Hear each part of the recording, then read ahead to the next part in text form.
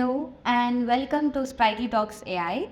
So this is our second episode and today we have our business analyst Manish Manikandan and our ML engineer Rajagopal with us. So welcome guys. Hi. Today we are going to talk about a Chennai based company Tango Eye. So let's dive into the podcast. So Manish, what is Tango Eye? So Tango Eye is a Chennai-based company which specializes in retail analytics. So basically, what they do is that they monitor computer vision solutions and they provide insights to various retail domains to automate a lot of processes. For example, if you have seen in most of the places, even today, they would have manual clickers in order to monitor the number of people coming into the stores and exiting the stores. So they help monitor all these things using computer vision. Basically, I think it is just a normal CCTV camera in which they will be installing the application. And once it is done, I think the AI would generate and it could, automate the number of people coming in, going out. It could count the footfalls and things. So this is basically what they do. Okay. So how does it work? Okay, so before getting into this, I just want to clarify what is computer vision is. And computer vision, so when we talk about computer vision, we need to talk about AI. So often people confuse between AI and ML. So I just want to clarify what AI is precisely. So when we call something as AI, it may be a system or an agent. So that can discover things, that can infer things, and that can reason from what it gets. It may be a data or whatever it is. So whenever these characteristics align in a line, we call it as AI. So this AI actually has certain tasks. This AI could be able to do certain tasks. So we can list them like natural language processing, text to speech, speech to text, and vision. All these tasks are those tasks which an AI could be able to do. So likewise, we are speaking with computer vision. So the vision is one of the tasks of AI, and where computer vision falls under as well. Computer vision, we usually call it as CV. So what is the general objective is to see, recognize, and as well as process. So this is the three thing with computer vision actually. And how do you do that? So that's the next question that everyone would ask. How do you do this?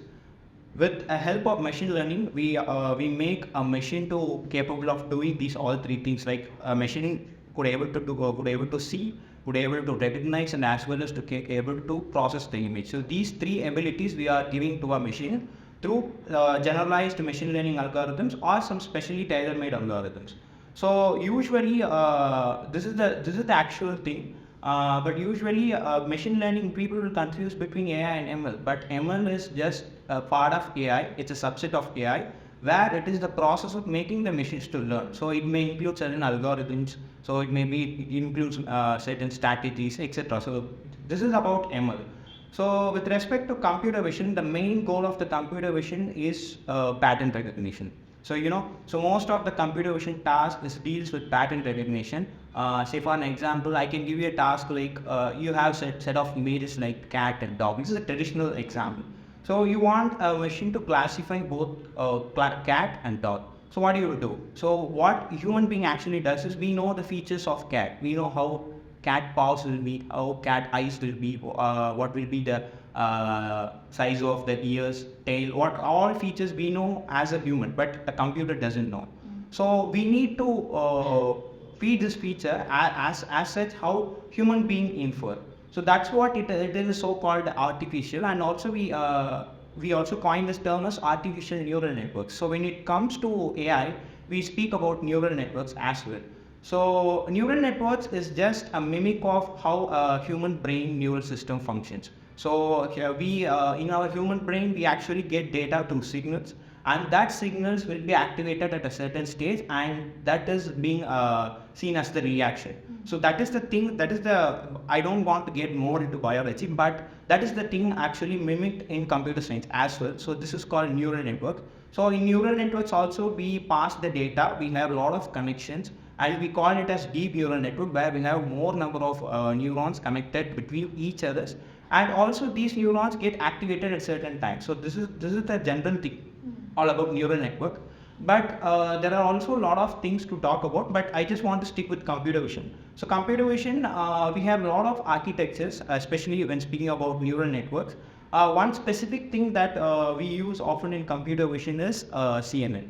So CNN, it stands for convolution neural networks. This is what every state-of-the-art algorithms use as a backbone. So even biggest some great architectures like YOLO, MobileNet, EfficientNet, all kind of architectures has CNN as the base. So CNN is nothing but it is a convolution operation. So where it helps to take more features of an image. Say for example, if you're feeding a cat image, so this actually this convolution is a system of network.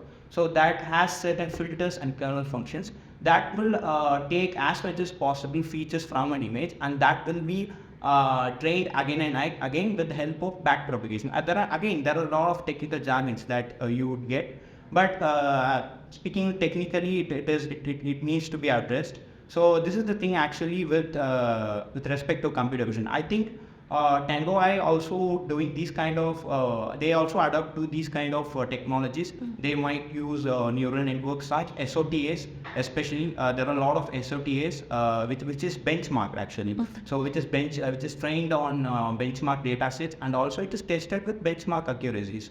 So this is the way usually every computer vision or AI product works. Okay.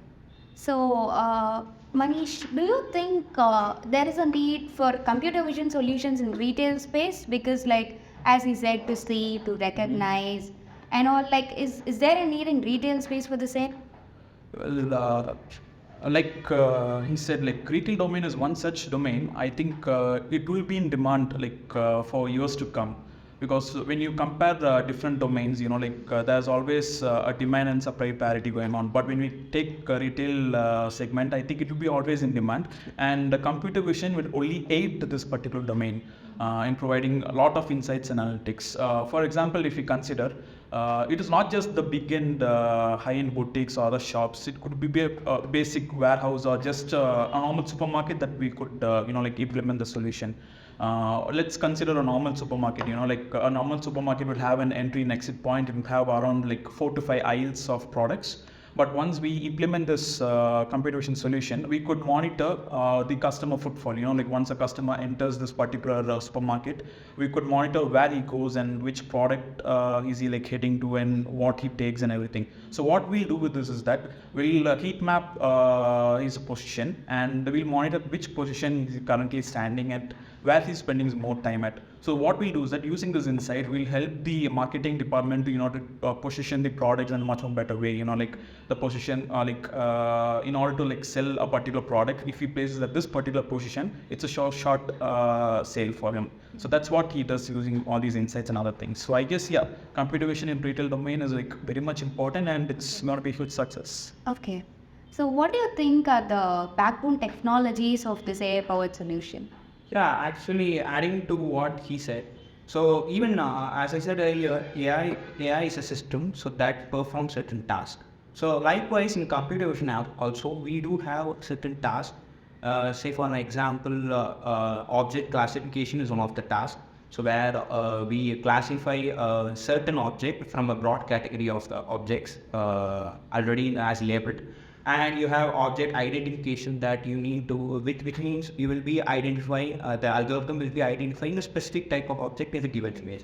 And object detection is what the general thing everyone will use to do in computer vision. That's to point out the localized location of an object in an image. So that is one of the tasks which has been done in computer vision. And as well as apart from this, there are also more advanced tasks that you can also perform with computer vision. So object verification, it's more or less available in industries, and as well as where it is used to detect anomalies as well. So object verification is something, some kind of task where we need to verify the presence of certain objects in the image.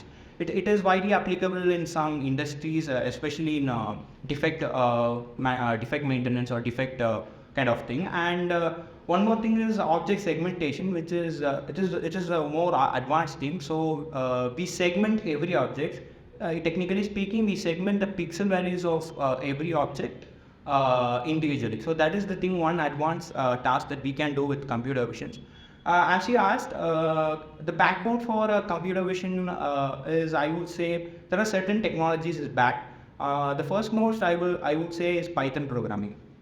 So whatever you do, you need to program first. So whatever the product you make, you have to give instructions to the computer. So even it is an AI product, a computer, it doesn't mean that a computer don't wants a program. So it do need a program. So in that way, I would say Python. So why Python? Python is actually one of the familiar languages as well, easy to learn. But the main reason is you have a lot of support libraries that is actually supported for AI and ML. So you have a lot of libraries that is especially written for ML. So in Python. So in that way, I would say Python. And second technology is machine learning itself. So I would say machine learning. So we're talking about machine learning that I also already said, it's a neural networks. So you have a lot of architectures, you have a lot of state-of-the-art architectures. You can go for VGG, you can go for inception, you can go for ResNet, Yodo, and also you can go for any feature extractors like EfficientNet and MobileNet. So it depends on the use case. Even the neural networks, the computer vision task is also classified. So single shot detector and like kind of thing, because if your use case is in real time, so you need to capture more images, then you can go for a single shot detector like YOLO kind of thing. So it's up to the company's preference and the use case. And apart from that, when the frameworks, talking about the frameworks, machine learning frameworks, I would say TensorFlow or PyTorch. So it both a good open source machine learning frameworks that I would say. If anyone wants to train the machine learning models instantly at ease, they can go for a TensorFlow. Or if they want to do some complex configuring the complex configuration for neural networks or complex architectures, or they want to run their build their architecture in Linux kind of thing, they can go for PyTorch. So that is the thing. And the third I would say is parallel computing and programming, because this computer vision actually is huge in data actually. So when in order to process these kind of data, you definitely need a huge memory. So you need a huge computational power to process these kind of data. So we are in the advanced era, and we have a lot of computational resources in these days. So I would say CUDA, so CUDA is compute unified device architecture, which means, so it is a API that can be utilized to accelerate your GPU. So instead of running your computer vision models in your local integrated graphics, you can also take advanced acceleration from the external GPUs, so that you can get the inference in the most speeder way. And then the last I would say is DevOps and MLOps. DevOps is common because in most software lifecycle or software development project, you will be having DevOps. So MLOps, that I would say model version. So we need to continuously monitor the version of the models, and as well as we should also implement the principles like CI and CD, continuous integration and continuous deployment. So this is the thing that I would say. These are some common technologies which will be backed behind any AI company that is building AI software. Okay, that's great actually.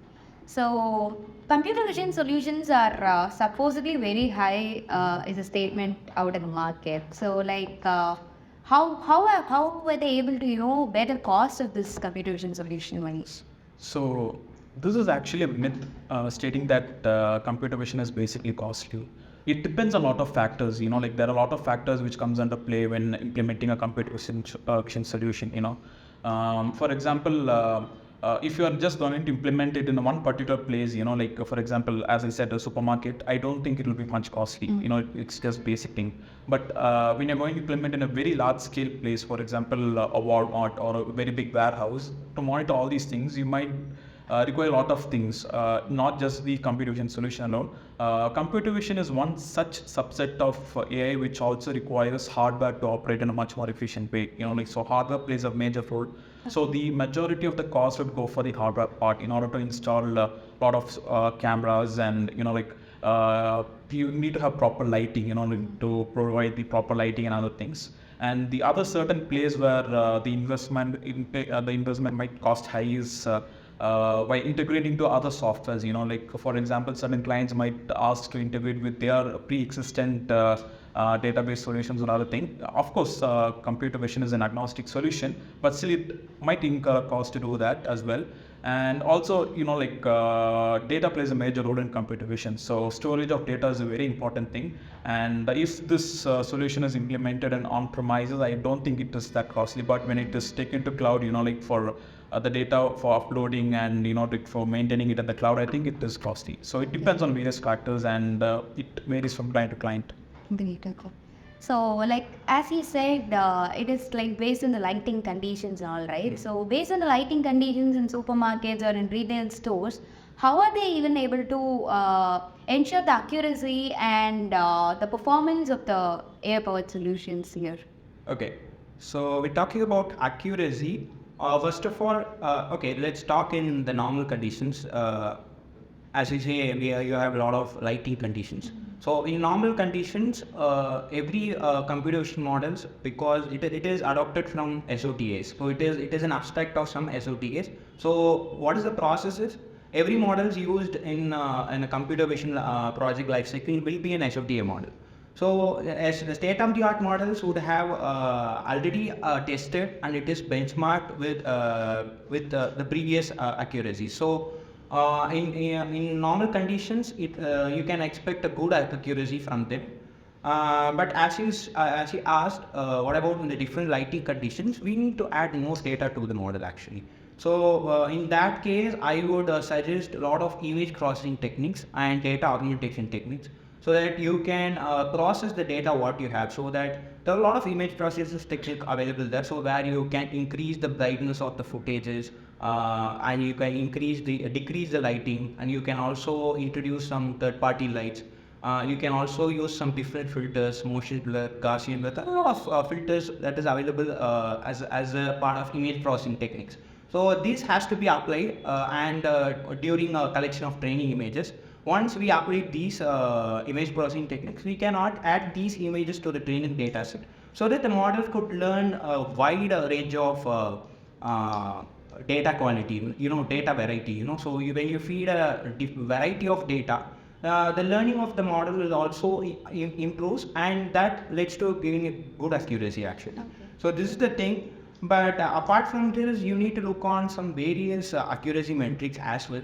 So there are certain accuracy metrics for computer vision itself. So one of them is like you have to look on the MAP. Before looking on MAP, you have to know some basics like precision and recall. What is precision and recall, and what is second score? Precision and recall is nothing but precision is just is a metric that show how good your model is predicting the positive samples. So if you have your model will be having all positive predictions, out of which are how many of them are true positive. So that is the thing precision will say. And recall is all about the ground truth, from the ground truth. So it will have all the ground truth data, and out of that ground truth, how many of them are actually true. So that is the thing. In most of the medical applications in healthcare, experts would use to consider more on recall than precision. So this precision and recall is kindly a kind of thing. It's like inverse proportion. If one increases, another decreases. So this has the basic characteristic. So to deal with it, because that's it, we need a trade-off between both of these, because we cannot neglect one over another. So for this, we have another metric called FN score. So FN score is nothing but a harmonic mean. I think it will be typically more statistic, because computer vision is a multidisciplinary field. So you get engineering, you get computer science, as well as statistics. You have to apply most of the statistics to evaluate the performance and as well as the accuracy. So I would say FN score is a harmonic mean. So when we use harmonic mean is when two things are inversely proportioned, so you have to go for a harmonic mean. So that will give you a score. So when that is a higher FN score, then we can calculate the model performs well. Because why I'm focusing on these terms is because we always don't get data balanced. We don't have the data in a balanced way. So say for an example, if you want to classify cat and dogs, you have 1,000 images for cat, but at the same time you only have some 200 or 300 images of dog when you have means. You can't directly go for accuracy because accuracy is kind of sensitive to the data class imbalances. So in that case, you have to go for other metrics like precision recall and FN score kind of thing. So other than this, you have a lot of metrics for classification. You can go for ROC and ROC and AOC. ROC curves, it's just a curve. So you can also go for some data visualization method. So ROC is just a curve, and you will be getting area under the curve metric. So after that, actually, you will be getting different thresholds, and that is the thing ROC here. I think with respect to metrics and to evaluate model, you have a lot of metrics, and upon that, which one is appropriate for you is the thing that it's all about actually. So basically, you're saying that a computer vision algorithm will take time to understand the data, and thus it will take some time to attain the accuracy, right? Yeah, exactly. Okay. So coming back to the business perspective, Tango Eye has a wide range of clients like Aditya Birla, Lenskart, Nika, etc. So how does they add value to them? So I could see one pattern from your question. So Nika, Lenskart, and Aditya Birla. If you have a close look at all of these, big companies, they have retail stores. Also, they have a e-commerce counterpart to them. But in order to efficiently run their e-commerce counterpart, they need to have some kind of data analytics to run that. So that's where computer vision comes in. So what Tango Eye does is that once they install Tango Eye solutions in their retail stores, they get a lot of data from them. So let us consider Nika. So if Nika is there in a particular mall, we are installing computer vision solutions. So there'll be a Nika boutique, and Nika would have around, I think, 4 to 6 aisles. So we could properly map where a customer is coming in, at which place he's going, which products is he dealing with, and what is he looking at. And using these analytics, we could target which product is the most, the customer attracted to. So they take that particular product, and that equal counterpart will be going to the e-commerce website, so that Nika could run a sale on that particular product on the very first page. So such kind of analytics will be very important to Nika. The same for Lenskart. If a customer is walking into a Lenskart store and he's looking at a particular type of spectacles, that would be the most one on the sale in their e-commerce counterpart. So I think that's the major place where Tango Eye provides analytics to all these companies. Okay. So Rajagopal, in a retail environment, how do they handle object detection and tracking? Okay, with respect to object tracking, that I would say, so when we are going to do object tracking kind of task, there are certain factors that are influencing that. So we need to figure out those factors before getting into that. So one of them that I would say it's camera calibration actually. So camera calibration is a kind of advanced thing, but it is a necessary factor that to be considered while while performing object tracking.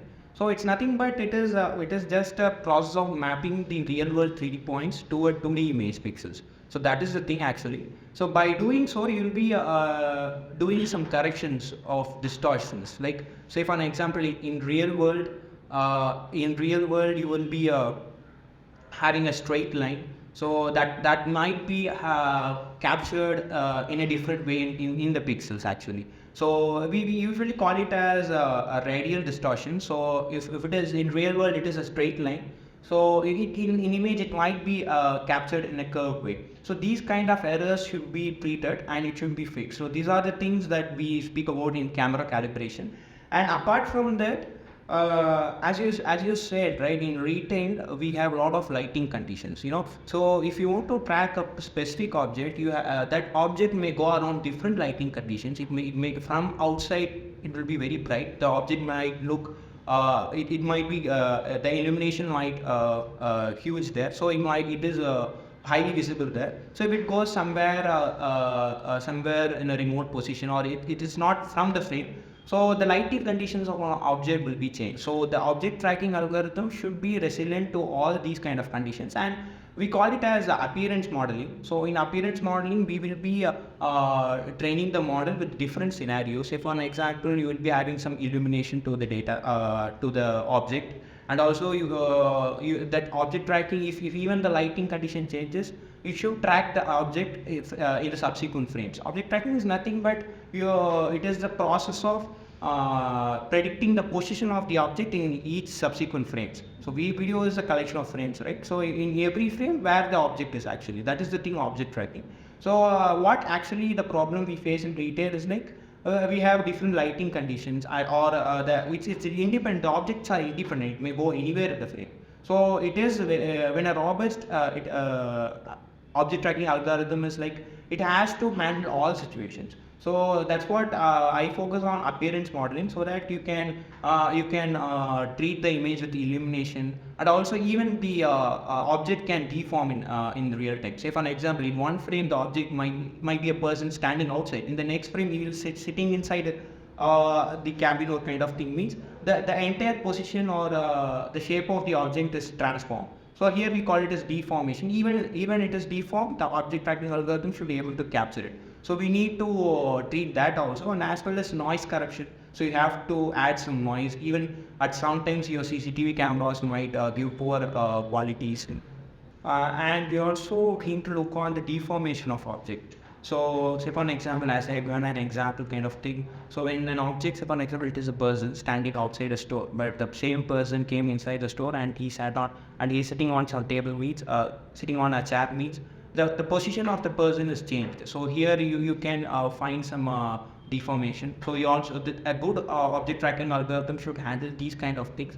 And as well as we also do some noise correction, because even it is completely random that you cannot get always you cannot get a good footage from a CCTV camera. At sometimes you might get some bad quality images. So at that time, your model should resist to that. So which means when you add some noise corrections, the model is already trained on those noise corrections. Even if you get some noisy data at real time, the model works fine without any issues. And other methods like motion blurring, etc. So these are the things I would say I would put all this under appearance modeling. And as you asked, this is object tracking. There are also some gold standard algorithms already there. So one I would say is SOT. So simple online real-time tracker. Actually, it is known as. So it is just an algorithm that will predict the it will detect the object, and it will predict the future position of the object in the given frame. So we use the filter called Kalman filter. So that is the thing, key thing in SOT. So when we call it as deep SOT, so we use deep neural networks to assist this SOT actually. So already I talked about CNN. So in deep neural networks, we can implement the CNN to extract features of an object, and then we can associate this SOT with the features extracted from the deep neural network. So that's why we call it a SOT. So it is one of the algorithms that is familiarly used, and it is robust as well. So I would suggest these all things, and I hope these are all the things that should be done for a robust object tracking algorithm. Okay, so let's move on and talk about Lenskart. So what is the relation between Tango Eye and Lenskart? Okay, so like when Tango Eye started, one of the early investors to Tango Eye was Lenskart. Like Piyush Bansal. He was also a like a lead investor in Shark Tank. So right from the inception, like Lenskart has been following Tango Eye for a very long time, and over the period of years, looking at what Tango Eye has achieved and all the store analytics that they provided, I think recently Lenskart acquired Tango Eye, and the word is that they're going to implement it in most of their retail stores. And not just the retail stores, I guess it is also in their manufacturing plant, because Lenskart has their own manufacturing plant where they manufacture all these glasses and frames and other things. And I guess it is to monitor the quality control, to at the very basic level, to monitor the if there is any breakage in glass, to identify all those things using computer vision. And yeah, I think they're going to do it in a much better way, I guess. Okay. So Rajagopal, technically, why do you think a company like Lenskart is interested in investing in new technologies? Yeah, that's no any surprise actually, but because Lenskart, not only Lenskart, because in these days most companies are willing to invest their fund towards new technologies because these technologies are proven, and as well as we are getting some decent results out of it. So, which in turn, there are a lot, as you said, there are a lot of return on investment is there on these new technologies, and that's why most of the companies are adopting to it. When talking about Lenskart is actually they are not new to adopt technology because they have a Lenskart app, so where they are already implemented augmented reality. So you can so no user the user who are using Lenskart, they can try out different lenses with augmented reality. So they brought that. It's just a one word of difference, AI and AR. So it's nothing surprise to get that Lenskart is investing on AI. So I would say, yeah, it is normal, and they have to do it because they are like a frontier in adopting to new technologies. Already they have AI, now they are having AI. Okay, great. So, how do you think Tango Eye was able to build something this big in such short span of time, Manish? Well, I don't think it was built in like very short span of time, but I think in today's world, data is the only thing which is like very important, and to hop into this particular technology, I think they were at the right place at the right time. So there were a lot of underlying solutions before the invention of computer vision. Even then there were retail analytics, but it was there was not much ROI which was provided. People installed a lot of sensors in order to capture data, but there were a lot of false negatives coming in. So it was not actual data upon which they could build analytics. So that's when Tango Eye came in with computer vision, and they hopped in and started taking analytics and other things. So yeah, I think they did spend a substantial amount of time developing this, and they're fine yes right now. Okay, that's great. So, yeah, thank you so much, guys. It was very nice talking to you. It was nice to know a lot of technical jargons and technical neuralities in like into computer vision. And it was also nice to know why Tango Eye has become the talk now, and why companies are investing and are interested in something like that. So thank you so much for your time, guys, and thank you so much for watching. Let us know in the comments below the topics you would like us to talk about.